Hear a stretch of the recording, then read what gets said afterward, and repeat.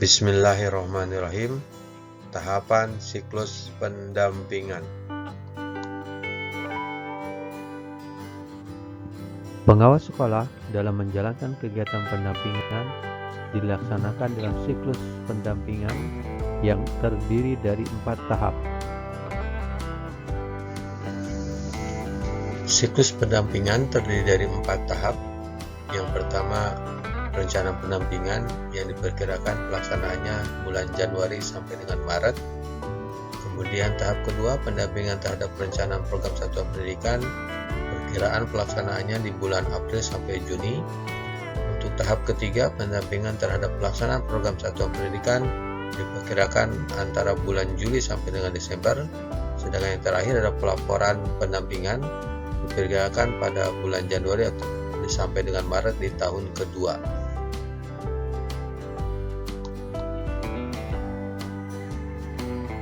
Pengawas sekolah memiliki pengetahuan lengkap tentang bagaimana melakukan peran pendampingan di tingkat satuan pendidikan sesuai dengan karakteristik satuan pendidikan. Artinya, pengawas sekolah harus mengetahui karakteristik satuan pendidikan.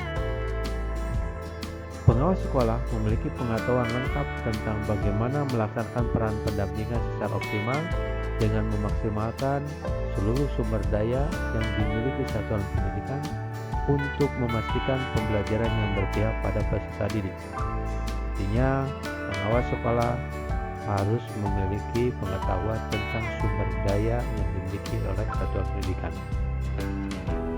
Pengawas sekolah dapat menentukan pendekatan, metode pendampingan, serta strategi umpan balik yang tepat dalam membersamai kepala sekolah, menyusun program satuan pendidikan yang sesuai dengan karakteristik satuan pendidikan dan kebutuhan peserta didik. Tanda merahnya bahwa kepala pengawas sekolah mengetahui pendekatan, metode, dan strategi yang sesuai dengan karakteristik satuan pendidikan dan kebutuhan peserta didik. Dalam menjalankan peran barunya, pengawas sekolah perlu dibekali kemampuan mengidentifikasi komitmen perubahan kepala sekolah yang ia dampingi.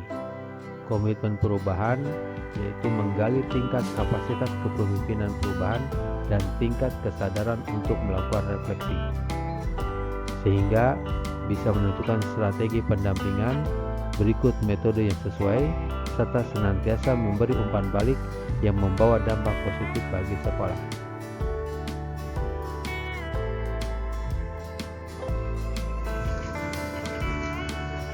Tahap pertama dari siklus pendampingan yaitu perencanaan pendampingan.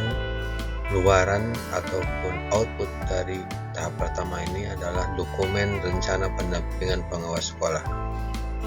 Ada 5 kegiatan yang harus diikuti oleh pengawas sekolah sebagai pendamping. Pertama, melakukan refleksi komitmen perubahan. Kedua, menentukan strategi pendampingan. Ketiga, menentukan metode pendampingan. Keempat, menyusun dokumen rencana pendampingan. Kelima, mengirim dokumen rencana pendampingan ke Dinas Pendidikan. Pada kegiatan pertama, melakukan refleksi komitmen perubahan, yaitu mengidentifikasi komitmen perubahan kepala sekolah dengan menggali 2 hal, yaitu tingkat kapasitas kepemimpinan perubahan dan kedua, tingkat kesadaran kepala sekolah untuk melakukan refleksi.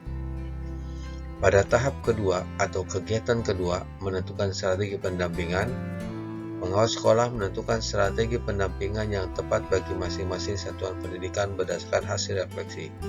Artinya, setiap madrasah binaan atau madrasah pendampingan itu berbeda-beda sesuai dengan hasil refleksi komitmen perubahan. Kegiatan ketiga yaitu menentukan metode pendampingan.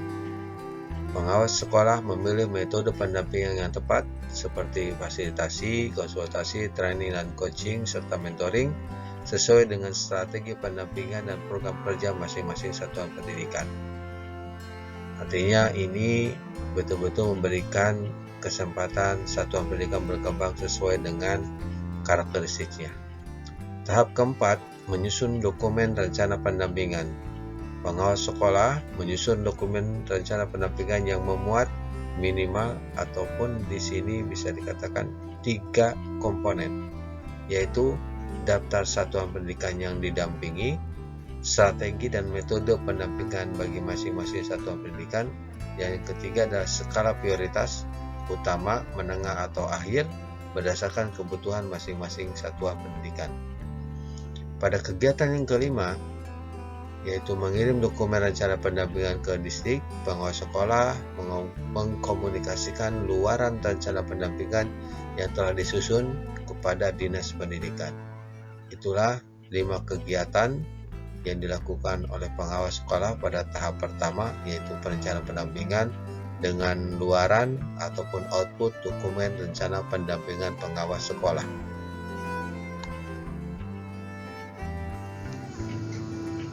Tahap kedua dari siklus pendampingan, yaitu pendampingan terhadap perencanaan program satuan pendidikan. Output atau luarannya yaitu rencana kerja tahunan atau RKT dan rencana kerja dan anggaran satuan pendidikan atau RKAS setiap sekolah dampingan. Ada 5 kegiatan yang perlu dilakukan oleh pengawas sekolah. Yang pertama, diskusi data rapor pendidikan, yaitu melakukan refleksi bersama kepala sekolah untuk mendalami kondisi satuan pendidikan, menggali akar masalah serta area yang memerlukan pembenahan, dan mendiskusikan pilihan rekomendasi prioritas pada rapor pendidikan. Kegiatan kedua, melibatkan partisipasi warga satuan pendidikan. Dalam hal ini, pengawas sekolah melibatkan warga satuan pendidikan lainnya guna mendalami dan memperkaya temuan informasi yang didapatkan dari hasil refleksi sebelumnya. Kegiatan ketiga, mengaplikasikan metode pendampingan. Pengawas sekolah mengaplikasikan metode pendampingan dalam membersamai kepala sekolah menyusun rencana program kerja satuan pendidikan. Perlu diingat, metode pendampingan ada 5, yaitu training, mentoring, coaching, facilitating, dan consulting. Penggunaan metode pendampingan pada tahap ini disesuaikan pada kebutuhan pendampingan dalam rangka menyusun rencana program, misalnya pelatihan terkait perencanaan berbasis data atau melakukan asesmen pembelajaran. Untuk kegiatan keempat yang harus dilakukan oleh pengawas sekolah pada tahap kedua, itu adalah memastikan program kerja yang disusun sesuai kebutuhan sekolah. Pengawas sekolah membersamai kepala sekolah dalam menyusun rencana kerja dan anggaran satuan pendidikan atau RKAS dengan melibatkan warga sekolah. Harapannya pengawas sekolah berperan mengawal agar program yang disusun sesuai dengan visi perubahan. Kegiatan kelima atau kegiatan terakhir, menginformasikan luaran atau output RKT dan RKAS kepada Dinas Pendidikan. Pengawas sekolah menginformasikan rencana program kerja satuan pendidikan dampingan yang telah disusun bersama kepala sekolah kepada Dinas Pendidikan dengan cara yang disesuaikan kebutuhan serta karakteristik budaya setempat. Selanjutnya, pengawas sekolah mendorong Dinas Pendidikan untuk memberikan dukungan bagi masing-masing satuan pendidikan dalam pelaksanaan program kerja satuan pendidikan.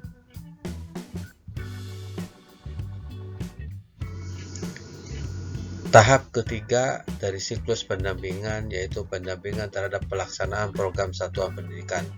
Luaran ataupun outputnya dari tahap ketiga itu adalah laporan berkala keterlaksanaan program dan unjuk kerja oleh kepala sekolah. Ada 4 kegiatan yang dapat dibuat akronim UMUL. U-nya itu adalah umpan balik, M-nya itu adalah metode, U-nya itu adalah unjuk kerja, dan L-nya adalah laporan. Pada perinciannya, untuk kegiatan pertama U yaitu diskusi dan pemberian umpan balik berkala. Pengawas sekolah melaksanakan diskusi berkala bertujuan untuk menggali informasi mendalami terkait pelaksanaan dan kemajuan program satuan pendidikan. Di mana hasil dari diskusi tersebut, pengawas sekolah memberikan umpan balik yang disesuaikan dengan kondisi sekolah. Kegiatan kedua yaitu M, yaitu mengaplikasikan metode pendampingan dalam memfasilitasi penyelesaian hambatan. Metode pendampingan ada 5, yaitu training, mentoring, consulting, coaching, dan fasilitating. Pengawas sekolah memberikan dukungan pelaksanaan program kerja sekolah, termasuk memfasilitasi penyelesaian hambatan program dengan mengaplikasikan metode pendampingan. Metode disesuaikan dengan dokumen rencana pendampingan atau disesuaikan dengan kebutuhan sekolah. U adalah kegiatan ketiga, yaitu mendampingi kepala sekolah melaksanakan unjuk kerja.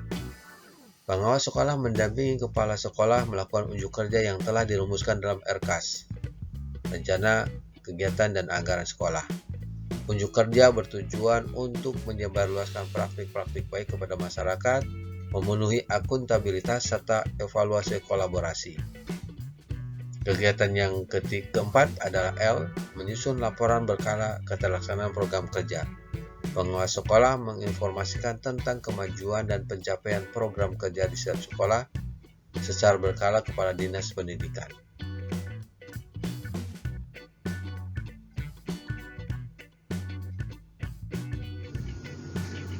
Tahap terakhir atau tahap keempat dari siklus pendampingan yaitu pelaporan pendampingan. Luaran ataupun output yang dihasilkan dari tahap keempat ini adalah dokumen laporan hasil pelaksanaan pendampingan. Ada 4 kegiatan yang dilakukan oleh pengawas sekolah. Yang pertama, menyusun laporan hasil akhir pelaksanaan pendampingan. Pengawas sekolah menyusun laporan hasil pelaksanaan pendampingan, sekurang-kurangnya memuat 1. Deskripsi komitmen perubahan sebelum dan sesudah pelaksanaan pendampingan. Kedua, hasil evaluasi atau pelaksanaan pendampingan. Dan yang ketiga, rekomendasi dukungan yang diperlukan dari dinas. Kegiatan kedua, melaporkan hasil pendampingan. Pengawas sekolah melaporkan laporan hasil pelaksanaan pendampingan kepada Dinas Pendidikan. Pelaporan ini adalah bentuk pertanggungjawaban kerja pengawas sekolah selama setahun terakhir. Langkah ini dapat dibarengi dengan pengusulan berbagai rekomendasi kebijakan kepada Dinas Pendidikan. Kegiatan ketiga yang dilakukan oleh pengawas sekolah pada tahap keempat ini adalah mengadvokasi rencana tindak lanjut, yaitu pengawas sekolah menjalankan peran advokasi untuk memastikan bahwa rekomendasi dukungan yang diperlukan dapat ditindaklanjuti oleh Dinas Pendidikan. Kegiatan yang keempat yaitu menyusun laporan berkala keterlaksanaan program kerja. Pengawas sekolah membuat karya reflektif pendampingan dalam bentuk tulisan, artikel, dan atau video praktik baik untuk dipublikasikan pada platform yang dikembangkan oleh kementerian atau organisasi profesi. Penting perlu diingat, memanfaatkan data dan informasi yang dimuat dalam laporan pendampingan sebagai referensi tambahan dalam menyusun perencanaan pendampingan satuan pendidikan periode berikutnya. Dari 4 kegiatan ini, perlu kita lebih mendalami tentang bagaimana cara mengadvokasi rencana tindak lanjut dan bagaimana bentuk karya reflektif pendampingan.